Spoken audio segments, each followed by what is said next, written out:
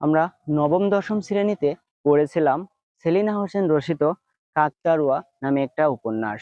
উপন্যাসটি ছিল মূলত মুক্তিযোদ্ধা বিষয়ক। সেখানে বুধা নামের একজন সাহসী ব্যক্তির কথা তোলা হয়েছিল, যেটা মুক্তিযোদ্ধার সাথে সাদৃশ্য ছিল, যেটা 1971 সালের মুক্তিযোদ্ধার পটভূমিতে রচিত। প্রতীকী অর্থে এখানে বুধা যেমন কাকতাড়ুয়া উপন্যাসে দেশ ও দেশপ্রেমের অর্থে বোঝানো হয়েছে, তেমনি আমাদের এই সমাজের কাকতাড়ুয়াগুলো বা আমাদের এই মাঠের কাকতাড়ুয়াগুলো মূলত ফসল রক্ষার কাজে ব্যবহার করা হয়। তবে এখানে একটা জিনিস খুব ভালোভাবে লক্ষ্য করতে পারলাম, এই ব্যক্তি তার ফসলের পাশে যে মেঠো রাস্তাটা আছে, এই রাস্তাটার এক পাশেই কিন্তু তার ফসলের জমি। সেখানে মূলত কাকতাড়ুয়াটা রেখেছে যেন কেউ তার এই ফসলের জমির ভিতরে দিয়ে গাড়ি বা যেমন পাওয়ার টিলার, ট্রাক্টর এগুলো না নিয়ে যায়। তবে আমরা মানুষ, আমাদের বিবেক গেছে মরে।